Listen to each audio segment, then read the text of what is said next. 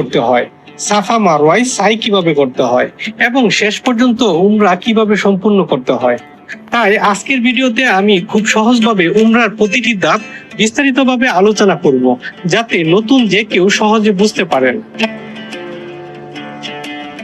উমরা আদায়ের প্রথম কাজ হলো ইহরাম গ্রহণ করা।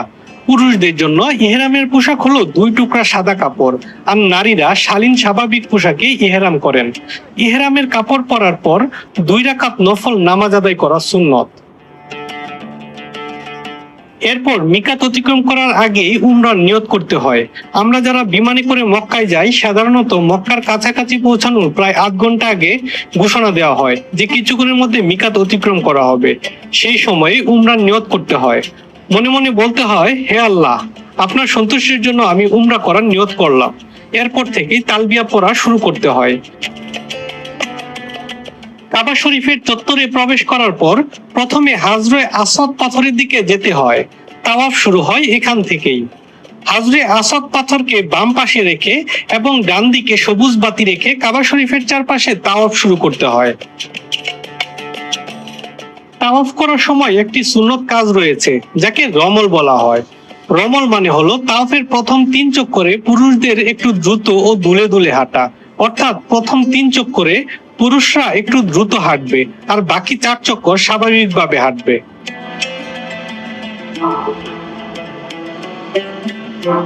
তবে মহিলাদের জন্য রমল নেই। মহিলারা তাওয়াফের সব চক্করই স্বাভাবিকভাবে হাঁটবেন।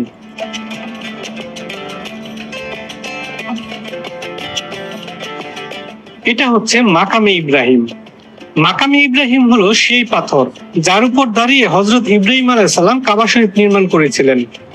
এই পাথরের উপর এখন হযরত ইব্রাহিম আলাইহিস সালামের পায়ের ছাপ দেখা যায়। তাই এই স্থানটি মুসলমানদের কাছে অত্যন্ত সম্মানিত।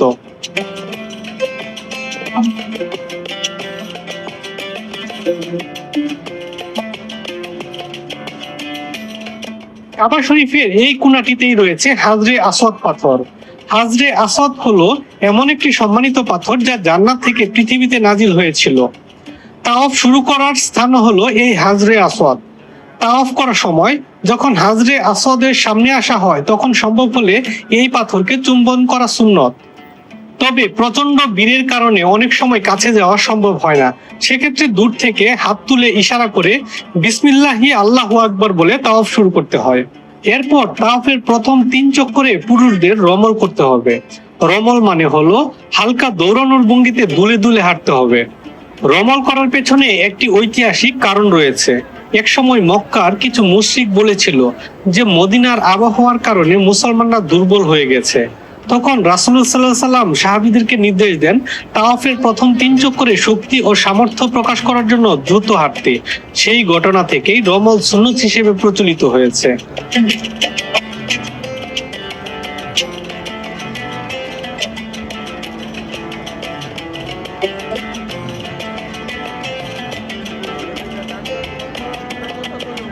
প্রতিটি চক্কর শুরু হবে হাজরে আসওয়াদের কোণ থেকে।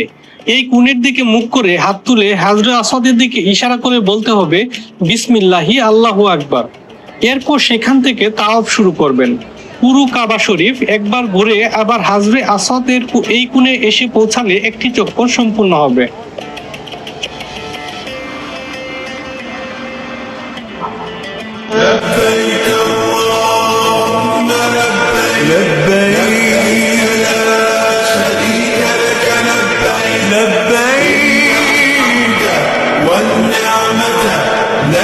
তাওয়াফের সময় যখন রুকনে ইয়ামানি অর্থাৎ হাজরে আসওয়াদের আগের কোণটি অতিক্রম করবেন, তখন এই দোয়াটি পড়তে হবে, রাব্বানা আতিনা ফিদ দুনিয়া হাসানাতাও ওয়া ফিল আখিরাতি হাসানাতাও ওয়া কিনা আযাবান্নার।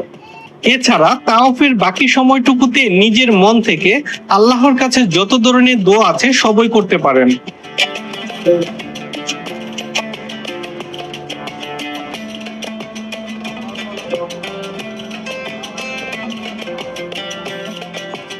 তাওয়াফের 7টি চক্কর সম্পূর্ণ হলে মাকামে ইব্রাহিমের পাশে 2 রাকাত নামাজ আদায় করা সুন্নত।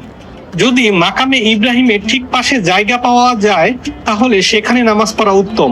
আর যদি ভিড়ের কারণে সেখানে জায়গা পাওয়া না যায় তাহলে মসজিদুল হারামের ভেতরে যে কোনো সুবিধাজনক জায়গায় এই 2 রাকাত নামাজ আদায় করা যাবে। এই নামাজের প্রথম রাকাতে সাধারণত সূরা কাফিরুন এবং দ্বিতীয় রাকাতে সূরা ইখলাস পড়া মুস্তাহাব বলে বর্ণিত আছে।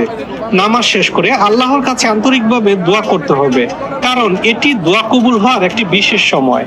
এরপর কাছেই দেখবেন জমজমের পানির ব্যবস্থা করা আছে, সেখানে দাঁড়িয়ে জমজমের পানি পান করতে হবে। জমজমের পানি পান করার সময় কাবা শরীফের দিকে মুখ করে বিসমিল্লাহ বলে 3 দমে পানি পান করা সুন্নত।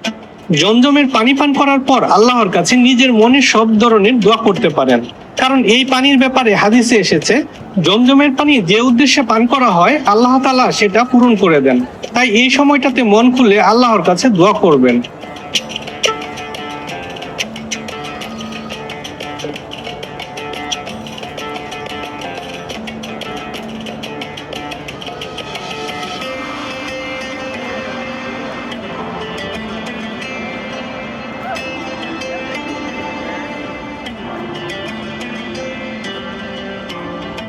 কাবা শরীফের কাছেই রয়েছে সাফা ও মারওয়া নামের 2টি ছোট পাহাড়।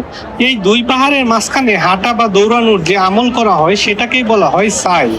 সাই শুরু করতে হবে সাফা পাহাড় থেকে। সাফা পাহাড়ে উঠে বা একটু উঁচু জায়গায় দাঁড়িয়ে কাবা শরীফের দিকে মুখ করে আল্লাহর প্রশংসা করবেন, তাকবীর বলবেন এবং দোয়া করবেন। তারপর সাফা থেকে নেমে মারওয়া পাহাড়ের দিকে হাঁটা শুরু করবেন। সাফা থেকে মারওয়া পৌঁছালে 1টি চক্কর সম্পন্ন হবে। তারপর মারওয়া থেকে আবার সাফার দিকে ফিরলে 2য় চক্কর হবে। এইভাবে মোট 7টি চক্কর সম্পন্ন করতে হবে।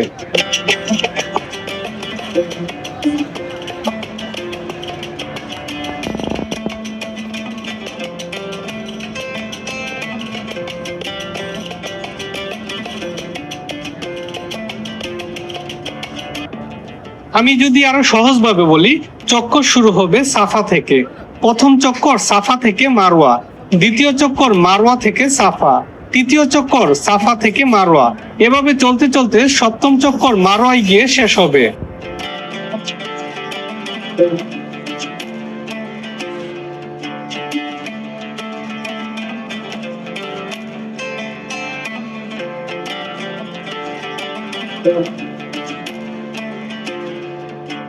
সাই করার সময় পথের মাঝে 2টি সবুজ বাতি বা সবুজ চিহ্ন দেখা যাবে।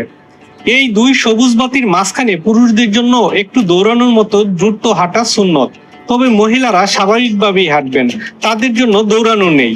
এখন প্রশ্ন হতে পারে এই জায়গায় দৌড়াতে হয় কেন? এর পেছনে রয়েছে একটি ঐতিহাসিক ঘটনা।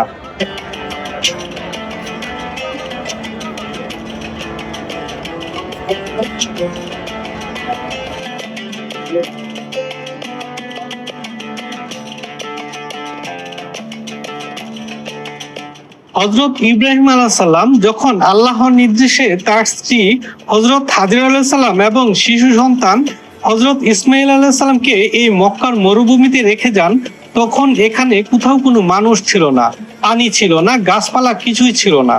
কিছু সময় পর শিশু ইসমাঈল আলাইহিস সালাম তৃষ্ণায় কাঁদতে শুরু করেন। তখন মা হাজরা আলাইহিস সালাম সন্তানের জন্য পানির সন্ধানে বেকুল হয়ে পড়েন। তিনি প্রথমে সাফা পাহাড়ে উঠে চারপাশে তাকালেন কোথাও পানি পাওয়া যায় কিনা দেখার জন্য, কিন্তু কোথাও পানি না পেয়ে তিনি দ্রুত নেমে মারওয়া পাহাড়ের দিকে ছুটে যান। এইভাবে তিনি সাফা ও মারওয়া পাহাড়ের মাঝে 7 বার দৌড়েছিলেন পানির খোঁজে। তার এই অসাধারণ ধৈর্য, চেষ্টা এবং আল্লাহর উপর ভরসার প্রতিদান হিসেবে আল্লাহ তাআলা সেই মরুভূমিতে সৃষ্টি করেন পবিত্র জমজম কূপ। তৎক্ষণাৎ শিশু ইসমাঈল আলাইহিস সালামের পায়ের কাছ থেকে জমজমের পানি বের হতে শুরু করে। আজ হাজার হাজার বছর পরও সেই জমজমের পানি অবিরাম প্রবাহিত হচ্ছে, যা আল্লাহর এক মহান নিদর্শন।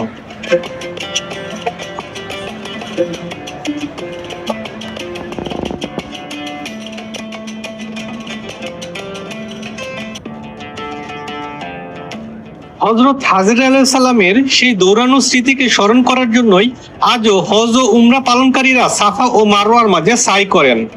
আর সেই জায়গাটিতেই এখন সবুজ বাতি দিয়ে চিহ্ন দেওয়া হয়েছে যেখানে হাজরা আলাইহিস সালাম দ্রুত দৌড়েছিলেন। তাই পুরুষদের জন্য সেই অংশে দ্রুত হাঁটা বা দৌড়ানোর মতো করে চলা সুন্নত। সাই করার সময় নির্দিষ্ট কোনো বাধ্যতামূলক দোয়া নেই। আপনি চাইলে কোরআনের আয়াত পড়তে পারেন, দরুদ শরীফ পড়তে পারেন, তাসবিহ পড়তে পারেন অথবা নিজের মনের সব ধরনের দোয়া আল্লাহর কাছে করতে পারেন, কারণ এই পবিত্র জায়গায় করা দোয়া খুবই গুরুত্বপূর্ণ এবং আল্লাহর কাছে অত্যন্ত প্রিয়। এইভাবে ধীরে ধীরে 7টি চক্কর সম্পন্ন করে মারোয়া পাহাড়ে এসে সাই শেষ হবে।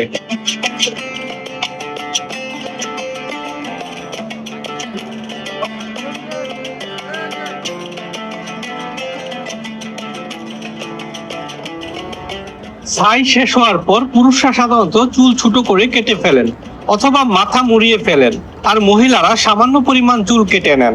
এর মাধ্যমেই উমরার সব কাজ সম্পূর্ণ হয়ে যায়।